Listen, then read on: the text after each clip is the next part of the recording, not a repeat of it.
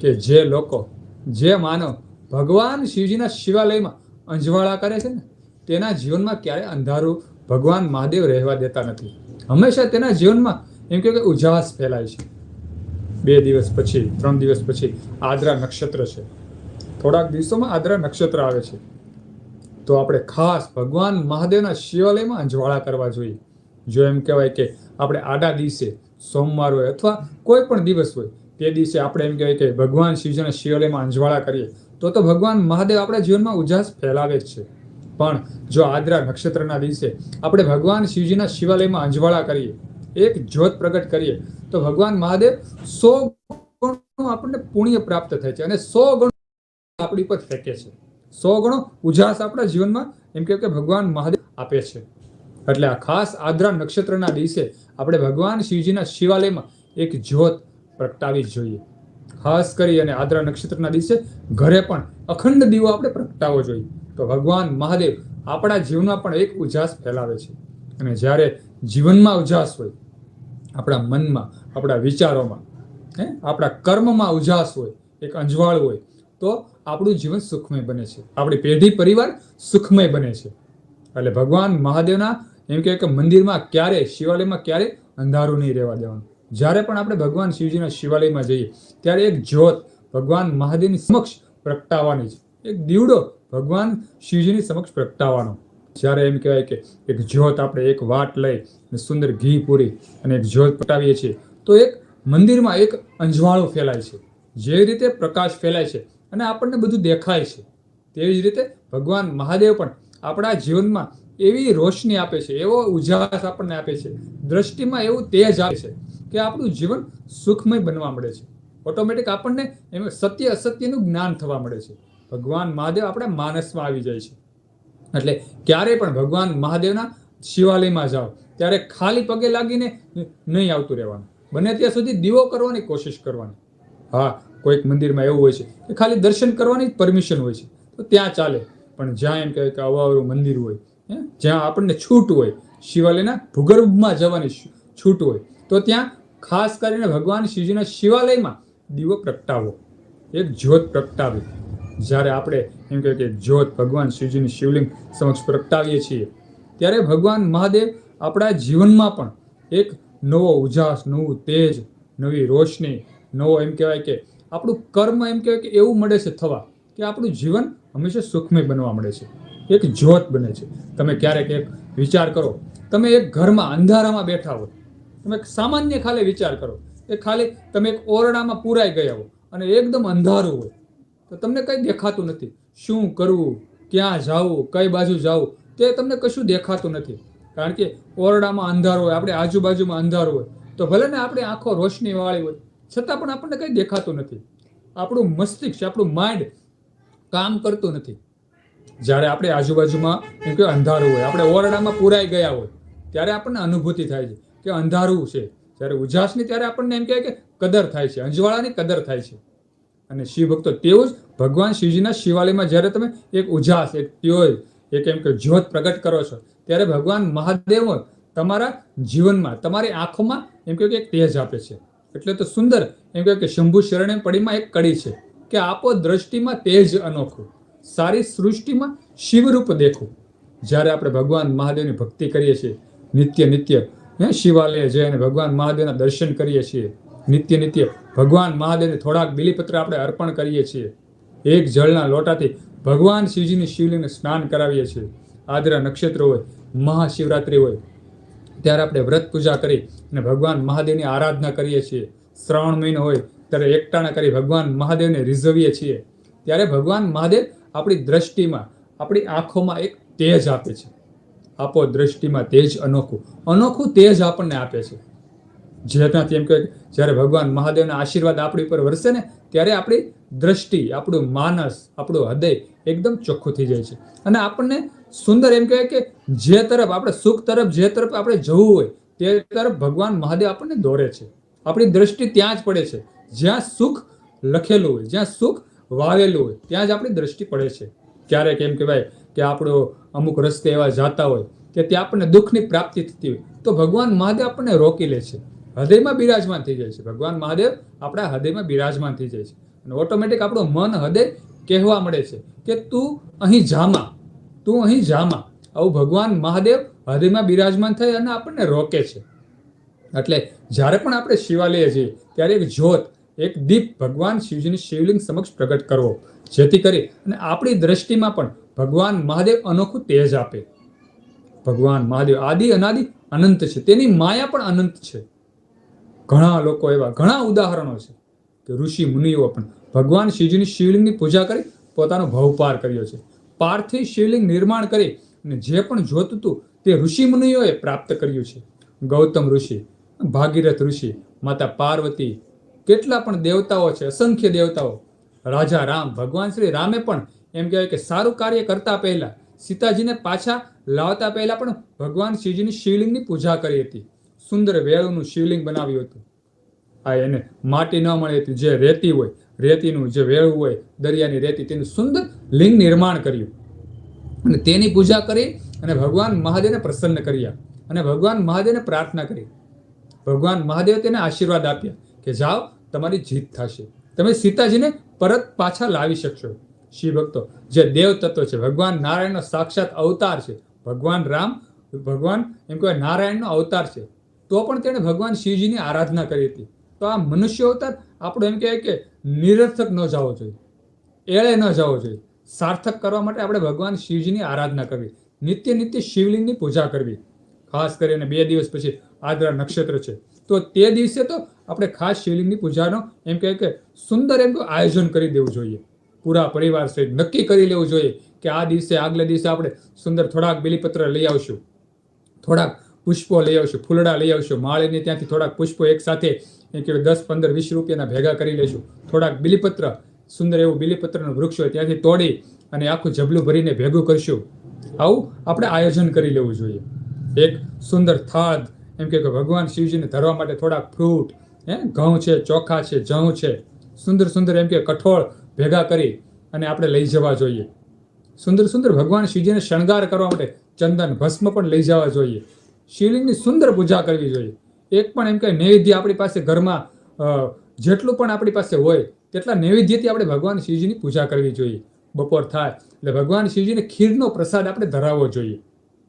ભગવાન શિવ જ્યારે એમ કહેવાય કે આપણે ખીરનો પ્રસાદ ધરાવીએ છીએ ને, ત્યારે આપણા જીવનમાંથી દરિદ્રતા દૂર થઈ જાય છે. જે કોઈ માનવ, જે કોઈ જીવ ભગવાન શિવજીને ઘીયુક્ત અને ઘી એમ કે ખીરયુક્ત એમ કે ચોખાયુક્ત આપણે નૈવેદ્ય ચડાવીએ છીએ, ત્યારે ભગવાન મહાદેવ આપણા જીવનમાં દરિદ્રતા એમ કે દૂર કરી દે છે. બીલીપત્રથી આપણે પૂજા કરીએ છીએ તો ભગવાન મહાદેવ આપણને લક્ષ્મીની પ્રાપ્તિ કરાવે છે. એમ કહેવાય કે રસથી, જે શેરડીનો રસ હોય તેનાથી આપણે ભગવાન શિવજીની શિવલિંગને સ્નાન કરાવે, અભિષેક કરીએ તો આપણા શરીરમાં જે કાયાના રોગો હોય તે દૂર દૂર થઈ જાય છે. સાથે મૃત્યુંજય મંત્રના જાપ કરીએ, શેરડીનો રસ આપણે શિવજીની શિવલિંગને અર્પણ કરી અભિષેક રૂપે ઓમ નમો ભવાય સર્વાય રુદ્રાય વરદાય છે, આ રુદ્રાભિષેક બોલતા બોલતા શેરડીનો રસ ચડાવો. આપણું એમ કહેવાય કે આ જે કાયાના રોગો હોય, થોડી થોડી આપણને બીમારી આવતી હોય, તાવ છે, શરદી છે, નાની નાની આપણે શરીરમાં બીમારી હોય તે દૂર થઈ જાય છે જ્યારે આપણે શેરડીનો રસ ભગવાન શિવજીની શિવલિંગને ચડાવીએ છીએ. સાથે મૃત્યુંજય મંત્રના આપણે જાપ કરીએ છીએ. ઓમ ત્રંબકમ યજામહે સુગંધિમ પુષ્ટિવર્ધનમ ઉર્વારુકબંધનામ મૃત્યોર્મુક્ષી મામૃતાય મૃત્યુંજય મહાદેવ ત્રાહિ મામ શરણાગતમ જન્મ મૃત્યુ જરાવાદ પીડિતમ કર્મ બંધને ઓમ ત્રંબકમ યજામહે સુગંધિમ પુષ્ટિવર્ધનમ ઉર્વારુકબંધનામ મૃત્યોર્મુક્ષી મામૃતાત. આવો મંત્રચાર બોલતા બોલતા, અભિષેક કરતા કરતા, રુદ્રાભિષેક નો મંત્ર પણ બોલતા બોલતા શેરડીનો રસ ભગવાન શિવજીને ચડાવવો જોઈએ. એક દુર્વા એમ કહેવાય કે જે ઘાસ હોય, દુર્વા, તે પણ ભગવાન શિવજીને અર્પણ કરો તો પણ દરિદ્રતા આપણે દૂર થઈ જાય છે. ભગવાન મહાદેવ આદિ અનાદિ અનંત તેની માયા છે. સાથે ઓમ નમઃ શિવાય, ઓમ નમઃ શિવાયનું રટણ કરવું. ઓમ નમઃ શિવાય છે ને તે ભગવાન શિવજીનું સાક્ષાત સ્વરૂપ છે. ઓમ એટલે એમ કહેવાય કે ભગવાન મહાદેવના મુખમાંથી પહેલો જે શબ્દ નીકળ્યો તે ઓમ નીકળ્યો. એટલે નમઃ શિવાય એટલે ઓમ નમઃ શિવાયનું આપણે ઉચ્ચારણ કરવું જોઈએ. જ્યારે પણ શિવલિંગની સમક્ષ આપણે ઓમ નમઃ શિવાય, ઓમ નમઃ શિવાયનો જાપ કરીએ છીએ ને, તે ધ્વનિ પૂરા બ્રહ્માંડમાં ગોળ ગોળ ઘૂમે છે. ક્યારેક તમે વિચાર કરજો, શિવાલયે તમે એકલા બેઠા હો ત્યારે કોઈ પણ તમારી આજુબાજુમાં ન હોય, શિવાલયમાં તમે ભૂગમાં એકલા જ બેઠા છો અને તમે થોડુંક જોરથી બોલજો ઓમ નમઃ શિવાય, ત્યારે તમે વિચાર કરજો એક પડઘો પડશે. એ પડઘો છે ને તે આખા બ્રહ્માંડમાં ગોળ ગોળ ગોળ ગોળ ઘૂમે છે. ઓમ નમઃ શિવાયનો પડઘો છે તે આખો ગોળ ગોળ ઘૂમે છે. અને જ્યારે તે પડઘો ગોળ ગોળ ઘૂમતો ઘૂમતો ઘૂમતો ફરી પાછો રિટર્ન આવે છે ને ત્યારે તે એક સુખ લઈને આવે છે. ભગવાન શિવજી એક સુખ મોકલે છે. તમે ક્યારેક વિચાર કરજો, ક્યારેક તમે ખેતરમાં ગયા હો, એમ કહેવાય ખુલ્લા પ્લોટમાં તમે ઓમ નમઃ શિવાય બોલો તો તે પડઘો રિટર્ન આવતો હોય તેવું તમને અનુભૂતિ થશે, તેવું તમને સંભળાશે. તેવું જ આપણી ભક્તિનું છે. જ્યારે તમે મંત્રોચ્ચાર ઓમ નમઃ શિવાયના મંત્રોચ્ચાર બોલો છો ભગવાન શિવજીની શિવલિંગ સમક્ષ, ત્યારે એક પડઘો પડે છે અને તે પડઘો ઓમ નમઃ શિવાયનો પડઘો આખા બ્રહ્માંડમાં ઘૂમે છે. અને તે પડઘાના એમ કે વળતે પડઘે સુખ સુખ અને સુખ જ આવે છે. ભગવાન મહાદેવ આપણને ઓમ નમઃ શિવાયના બદલામાં સુખ આપે છે. એટલે નિરંતર આપણે ઓમ નમઃ શિવાયના જાપ કરવા, ખાસ કરી અને આદ્રા નક્ષત્રના દિવસે તો ઓમ નમઃ શિવાયના આપણે જાપ કરવા જોઈએ. આખો દિવસમાં એમ કહેવાય, હું તો એમ કહું 1001 વખત અથવા 1008 વખત આપણે ઓમ નમઃ શિવાયના જાપ કરી લેવા. પ્રભાત થાય અને સંધ્યા ટાણું થઈ જાય ત્યાં સુધીમાં 1000 નામ તો આપણે બોલી શકવાના જ છીએ. એટલું તો આપણે બોલી શકવા, કારણ કે ઓમ નમઃ શિવાય ઓમ નમઃ શિવાય મનમાં આપણે રટણ કરીએ તો પણ આપણો ઉદ્ધાર થઈ જાય છે. ઋષિ મુનિઓ પણ તેના જાપ કરતા, ઓમ નમઃ શિવાયના જપ ઋષિ મુનિઓ પણ કરતા. તમે વિચાર કરો કે 150 વર્ષના આયુષ્ય જીવતા ઋષિ મુનિઓ, અને વ્રજ સમાન તેની કાયા બની જતી, ફક્ત એક ટાઈમ જ ભોજન લેતા. તમે વિચાર કરો કેટલી બધી શક્તિ ભગવાન મહાદેવ અર્પણ કરતા હશે. આપણને એમ થાય કે આપણે ઝાઝો ખોરાક લઈએ તો આપણી કાયા ચાલે, તેવું નથી હોતું. આપણા કર્મો પ્રમાણે, આપણી ભક્તિ પ્રમાણે ભગવાન મહાદેવ આપણને આયુષ્ય આપે છે. હા, ઘણા લોકો આયુષ્ય ઓછું લખાવીને આવ્યા હોય, પણ જો ભગવાન મહાદેવની આરાધના કરે, નિત્ય શિવલિંગની પૂજા કરે, મહામૃત્યુંજય મંત્રના જાપ કરે તો તેનું આયુષ્ય ભગવાન મહાદેવ લાંબુ કરી દે છે. ભગવાન મહાદેવ સાક્ષાત કહેલું છે, યમરાજાને કહેલું છે કે જે કોઈ માનવ, જે કોઈ જીવ મારા મૃત્યુંજય મંત્રના જાપ કરતો હોય તેને લેવા માટે યમરાજા તમે નહીં જાતા, તેના મૃત્યુની ગોઠવણી હું કરીશ. આવું સાક્ષાત ભગવાન મહાદેવે કહેલું છે. એટલે આપણે એમ કહેવાય કે મહામૃત્યુંજય મંત્રના જાપ કરવા જોઈએ. આદ્રા નક્ષત્રના દિવસે જે પણ તમે કર્મ કરો છો, જે પણ તમે ભક્તિ કરો છો, ભગવાન મહાદેવની પૂજા કરો છો, તે 100 ગણી આપણને પ્રાપ્તિ થઈ જાય છે. 100 મહાશિવરાત્રિની પૂજા કરો તેટલું પુણ્ય ફક્ત એક દિવસમાં આપણને પ્રાપ્ત થઈ જાય છે. વિચાર કરો, સાક્ષાત શિવ મહાપુરાણમાં કહેલું છે. હું તો ઘણા લોકોને કહું છું કે 2-3 દિવસ પછી આદ્રા નક્ષત્ર છે તો તમે શિવલિંગ પૂજા કરશો. ઘણાને હૃદયમાં બેસી જાય છે તો તે કહે છે કે ના બાપુ, હું કરીશ, આદ્રા નક્ષત્રના દિવસે શિવલિંગ પૂજા કરીશ. હમણાં 2 દિવસ પહેલાનો અનુભવ, મને સુંદર અનુભવ છે, ખાસ સાંભળજો, સાંભળવા જેવો છે. આ મારો એમ કહેવાય કે ખોટું નથી બોલતો, સત્ય કહું છું. રવિવારે હું નાના મારા બાળકો છે તેને લઈને હું શિવાલયે ગયો. ક્યાં શિવાલયે ગયો ને તેનું નામ નથી દેતો. ત્યાં એક વ્યક્તિ મને મળ્યા.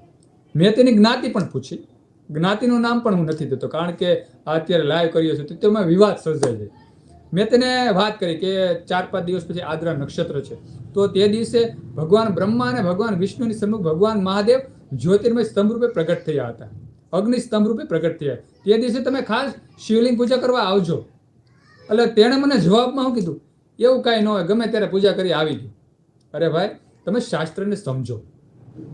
તમને ડોક્ટર એમ કહે કે તમારે આ સમયે દવા લેવાની છે તો તમે તે સમયે જો દવા લે ને તો તે તમારા શરીરમાં વધારે બેનિફિટ મળે છે. તેવી જ ભક્તિનું પણ તેવું જ છે. આજે એમ કે ભગવાન શિવજીના જે દિવસો છે, આદ્રા નક્ષત્ર છે, મહાશિવરાત્રિ છે, શ્રાવણ મહિનો છે, તે દિવસોમાં તમે ભગવાન મહાદેવની ભક્તિ કરો ને તો તેની ઉર્જા વધારે હોય છે અને વધારે આપણને સુખોની પ્રાપ્તિ થાય છે. ભગવાન મહાદેવના વધારે આશીર્વાદ પ્રાપ્ત થાય છે. ઘણા લોકો આવું સમજતા નથી, શાસ્ત્રને સમજતા નથી. જો તમે શાસ્ત્રને સમજી લો અને તે રીતે જો તમે પૂજા કરો તો ભગવાન મહાદેવ એમ કહે કે વધારે આપણી પર આશીર્વાદ વરસાવે. કારણ કે જે મંત્રોચ્ચાર છે ને તેની ઉર્જા વધારે હોય છે. ઋષિ મુનિઓ પણ એમ કહે કે ઓમ નમઃ શિવાયના જાપ કરતા, મંત્રોચ્ચાર કરતા, ભગવાન શિવજીના કેટલા બધા સ્ત્રોતો છે તેનું તે પઠન કરતા. આપણે ઓમ નમઃ શિવાય બોલી જાય, ઓમ નમઃ શિવાય બોલી જાય, તેનું તો આપણને બેનિફિટ મળે જ છે, પણ અમુક સ્ત્રોતો અઘરા હોય છે. રુદ્રાભિષેક તમે બોલો તો તે બોલવામાં પણ જીભને ખૂબ તકલીફ થાય છે. પણ જ્યારે તમે એમ કે સન્મુખ જ્યારે રુદ્રાભિષેક કરો છો ને ત્યારે અમુક જે આપણા કાર્ય અધૂરા હોય છે તે પણ પરિપૂર્ણ થવા મળે છે. કારણ કે રુદ્રાભિષેક છે ને તેમાં સર્વ દેવતાની પૂજા થઈ ગઈ હોય. તેમાં તમે રુદ્રાભિષેકની પ્રથમ કડી વાંચો, ઓમ સર્વદેવભ્યો નમઃ, ત્યાર પછી શરૂ થાય છે ભગવાન મહાદેવની લીલા. ઓમ નમો ભવાય શર રુદ્ર વરદાચ પુષ્ણપતિ નિત્ય ગુરુજ કર્પદિને. આવી રીતે રુદ્રાભિષેક કરો, રુદ્રાષ્ટ સ્ત્રોત કરો, શિવ પંચાક્ષર આખો મંત્ર બોલો. નાગેન્દ્ર હારાય ત્રિલોચનાય ભસ્માંગરાગાય મહેશ્વરાય નિત્ય શુદ્ધાય દિગંબરાય તસ્મૈ કારાય નમઃ શિવાય. આવી રીતે જે પણ તમે સ્ત્રોત બોલો છો તેનું તમને 100% બેનિફિટ વધારે મળે છે. એટલે ખાસ કરીને શાસ્ત્ર પ્રમાણે ચાલો. અને જે પણ આપણાથી આજુબાજુમાં શિવ ભક્તો હોય તેને પણ કહો. માને તો તેને વધારે મનાવો, ન માને તો તેને મૂકી દો. આ કળિયુગમાં બધા આપણી વાત માની લે તેવું સંભવ નથી હોતું. પણ જે લોકો આપણને માને છે, જે લોકો આપણી વાત સમજે છે, તેને આપણે કહેવું જોઈએ કે આદ્રા નક્ષત્ર છે તે એમ કહેવાય કે મહાશિવરાત્રિ કરતાં પણ વધારે વિશેષ તેનું મહત્વ શિવ મહાપુરાણમાં લખેલું છે. આવું આપણે કેટલા પણ શિવ ભક્તો હોય તેને આપણે આ વાત કરવી જોઈએ. એટલે જેથી કરી અને ભગવાન મહાદેવનો એમ કહેવાય કે ધર્મ પ્રચાર થાય. ભગવાન મહાદેવનો જ્યારે ધર્મ પ્રચાર થાય છે, જ્યારે આપણે ભગવાન મહાદેવની લીલા કોઈકને કહીએ છીએ, તેનું એમ કે ભક્તિની વાત આપણે બીજાને કરીએ છીએ, તે પણ એમ કે ભક્તિનું એક સ્વરૂપ છે. તે મોટું સ્વરૂપ છે. જ્યારે આપણે ભક્તિ કરીએ છીએ ને તે એક નાનું સ્વરૂપ કહેવાય. જે ભક્તિ આપણે ફેલાવીએ છીએ તેની કરતાં નાનું સ્વરૂપ કહેવાય. એટલે આપણે થોડોક ધર્મ પ્રચાર કરીએ, બીજાને ભક્તિ સોંપીએ, બીજાને સારું કાર્ય કરવાની આપણે એમ કહેવાય પ્રેરણા આપીએ, તે પણ એક ભક્તિનું સ્વરૂપ છે. તો હંમેશા આવું કાર્ય પણ આપણે કરતા રહેવા જોઈએ. હું તો જ્યારે પણ શિવાલય જાઉં ત્યારે ઘણા ભૂલ કરતા હોય, ભક્તિમાં ભૂલ કરતા હોય. ઘણા એમ કહેવાય કે જે જળાધારીનું આપણે શિવલિંગને જળ અર્પણ કરીએ તેમાંથી એમ કહેવાય કે જે જળ જતું હોય તેને ઠેકી અને બધી વસ્તુ લેતા હોય. તે હકીકતમાં તે ખૂબ મોટી ભૂલ છે. ભગવાન મહાદેવની જે ઉર્જા જતી હોય તેને ક્યારેય ઓળંભાય નહીં, તેને ક્યારેય એમ કે ઓળંભીને કોઈ પણ વસ્તુ લેવાય નહીં. તે પાપ છે. મને ઘણા એમ કહેવાય કે આપણા જે જૂના અમારા દશનામના જે સાધુ સંતો છે તેને મને કહ્યું કે આ જે ભગવાન મહાદેવની ઉર્જા જતી હોય, જે આપણે જળાભિષેક કર્યો હોય તેમાંથી એક જળ જતું હોય, શિવ પંચા આપણે માનો કે શિવ પંચામૃત ચડાવ્યું હોય, જે પણ અભિષેક કર્યો તે અભિષેકની જે વસ્તુ જતી હોય જળાધારીમાં, તેને આપણે એમ કે ઓળંગીને કંઈ પણ કાર્ય ન કરવું જોઈએ. એક વસ્તુનું ખાસ ધ્યાન રાખવું. નાના મનાની આપણે ફૂલડા પણ આપણે જો લેવા હોય, બીજી ઓલી બાજુ કોઈ આપણા વ્યક્તિ આપણા કુટુંબ પરિવારના બેઠા હોય તો આપણે શિવલિંગની ફરીને લેવું જોઈએ. તે જે જળ જતું હોય તેને ઓળંબીને ક્યારેય લેવું ન જોઈએ. તે પણ એક પાપ છે. એટલે અમુક આપણે માન્ય રાખવું જોઈએ. ઘણા આપણે એમ કહેવાય કે અર્ધચંદ્રાકાર પ્રદક્ષિણા કરતા હોય તો હું કહું કે ભાઈ આખી પ્રદક્ષિણા ભગવાન મહાદેવને ન કરાય, કારણ કે જીવ અપૂર્ણ છે, ભગવાન શિવજી પૂર્ણ છે. તો તમે અહીંથી આ જે એમ કહેવાય કે ગૌમુખ છે ત્યાંથી તમે પાછા વળી જાઓ. તો અમુક લોકો જો કે બધાને ખબર જ હોય, પણ અમુક એવા હોય છે જે આપણું માન્ય નથી રાખતા અને ગોળ રાઉન્ડ ફરી લેતા હોય છે. તો આપણે તેને સલાહ દેવી જોઈએ કે ભગવાન શિવજી પૂર્ણ છે, આપણે અપૂર્ણ છે. જીવ અપૂર્ણ છે, ભગવાન શિવજી પૂર્ણ છે. એટલે ભગવાન શિવજીને ક્યારે પૂર્ણ પ્રદક્ષિણા ન કરાય. હંમેશા એમ કહેવાય કે પાછું વળી જવું જોઈએ. ગૌમુખથી આપણે પાછું વળી જવાનું હોય છે, ફરી પાછું ગૌમુખે આવી અને પ્રદક્ષિણા પૂર્ણ કરવાની હોય છે. શિવભક્ત એક સુંદર એક આ નાની એવી વાત હતી જે ખાસ સમજવા જેવી હતી કે ભગવાન શિવજીના શિવાલયમાં જે માનવ અંજવાળા કરે છે ને, ભગવાન મહાદેવ તેના જીવનમાં ક્યારેય અંધારા રહેવા દેતા નથી. ખાસ કરીને આદ્રા નક્ષત્રના દિવસે ઘરમાં શિવાલયમાં એક જ્યોત, એક દીવડા પ્રગટાવજો. સુંદર એક નાની એવી વાત હતી જે મેં તમને લાઈવમાં કહી. જો આ વાત તમને ગમી હોય તો વિડીયોમાં લાઈક આપજો, કમેન્ટમાં હર હર મહાદેવ ઓમ નમઃ શિવાય લખજો. અને આ વિડીયો આપણા હિન્દુ સનાતન ધર્મના લોકોને શેર કરી દેજો. બધા શિવભક્તોને, હિન્દુ સનાતન ધર્મના લોકોને મારા હર હર મહાદેવ અને ઓમ નમઃ શિવાય.